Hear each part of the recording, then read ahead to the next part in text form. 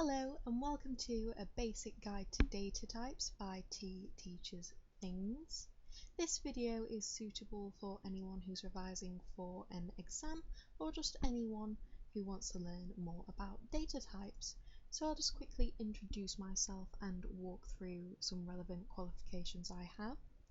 So I am T Teaches Things. I achieved a high A in computer science at GCSE, a high A in computer science at A-level, and I have a place to study computer science at a top 100 world university. So as we begin to explore this subject, you may first wonder, well, why is it actually important to understand data types? And this understanding can help you in a few different ways. So for example, when you are trying to validate an input given to you in a program. So if you ask the user for their age, you want to make sure that the answer they give you is accurate and sensible. Your understanding of data types can help you make sure, for example, that the answer they give you is a whole number in that case.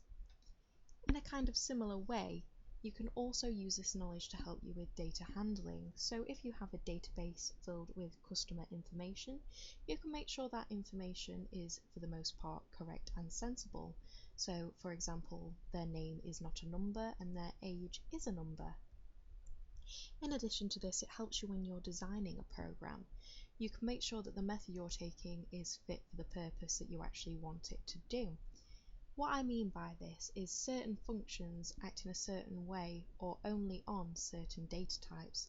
I'll expand a bit more on this in a bit, but one example would be that .upper is a function in Python that makes all letters uppercase. But obviously this wouldn't work if you stored the data as a whole number. The first data type I'll be speaking about are strings.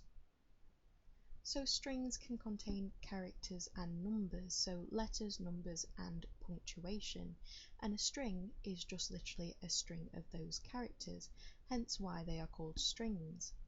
Strings can also be concatenated with other strings to make a longer string. So what we mean by that is, for example, if you have a string that contains the word jelly and another string that contains the word bean, you can push those two strings together to make one long string that contains jelly bean.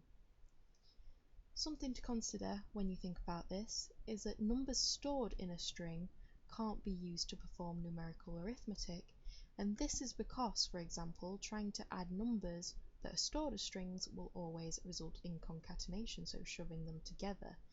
That's because when you store a number in a string, you are storing quite literally the symbol of the number, so the symbol of 4 or the symbol of 5, rather than the actual numerical value of those numbers.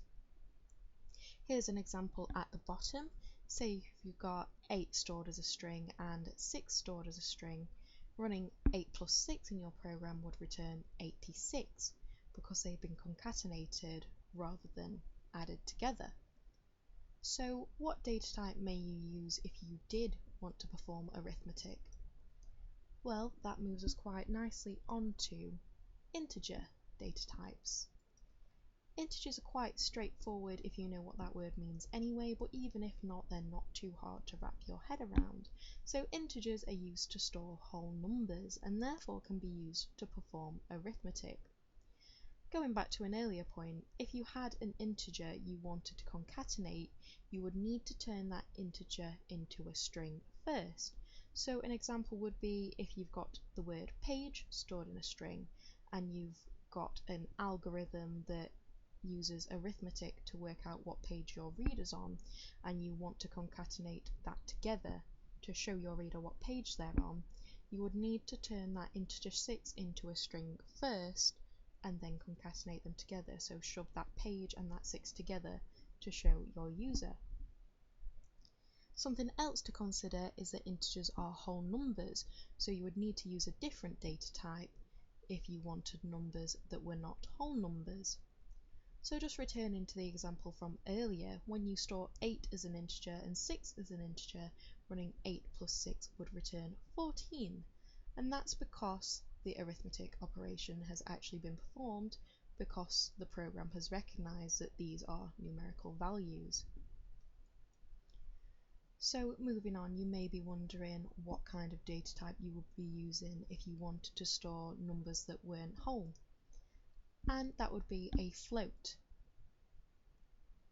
So they're named after floating point numbers, which is just basically any number that has a fractional part, such as a decimal number. So in the number 8.5, 0.5 means half, and that is your fractional part. These numbers can also be used to perform arithmetic.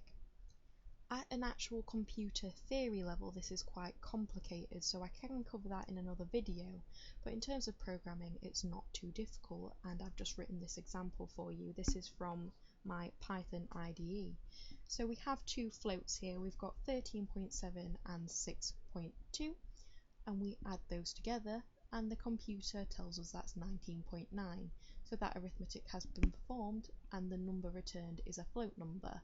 And all the numbers in that example are floats. We know this because they all have decimal points. Moving on to our next data type, we have the Boolean data type. Boolean logic is something a little bit separate again when it comes to the theory, but Booleans are used in this, and it's basically just decision making. If you want to learn more about the theory behind that, I can make another video, but for now we'll just cover it at its basic point. As a summary though, Booleans will always be either true or false, and they are the only states a Boolean will ever be. If we think of it as a switch, 1 or 0, true or false, a switch can't be partially on. Even if you try and balance that switch, you know the light is never half on, it's always on or it's off. This can make Booleans sound a little bit complicated, but they're not, so I've just written this example here just to show you. So we have a Boolean variable there in switch on, which is set to true. And then we have an if condition that says if switch on equals true, print the switch is on, which the computer has done. So what this is basically doing here is if the switch is on, print the switch is on. You'll notice that there's no condition here if the switch isn't on, but you can expand this code so that does happen. It could print, for example, the switch is off. So they're your kind of big four when it comes to data types. If you're studying for an exam, when the examiner asks about data types, those are usually the four that they're meaning, but there is technically a fifth data type, which I'll just quickly go over. So your fifth data type is your characters. Characters can also be referred to as char in some programming languages, and is just a single symbol. So we've got a few examples. A, B or C, as long as they're single, are all characters, and they can also be numbers, so 1, 2 or 3, as long as they are also single. So I've also got an example of validation here. This is Python again, so we've got a program that asks the user for their age. So you can see that from age equals input, what is your age? But if you look before the input, you'll see the word int. What this is doing is telling the program that whatever response the user gives must be an integer, so it must be a whole number. And I just show how this program works further down, so I give 45 as my answer. Just to demonstrate how you can use integers within Python, I've told it to print age, which we know is 45, and just to show that arithmetic for you, I tell it to print age plus 10. So we know that age is 45, and 45 plus 10 is 55, so that's what the computer should return, and that is what it prints out at the bottom there. Other arithmetic can be performed, it's just that plus is possibly the easiest one to demonstrate, and you can also compare it with concatenation because plus also concatenates strings together, so you've got that comparison there. And that is a basic summary of the data types. Thank you for watching. Today we've covered the different data types, how you use them and what you might use them for. If you found this video useful, please remember to leave a like and comment or subscribe, and share it with anyone else you think might find it interesting or useful. Thank you for watching. Bye!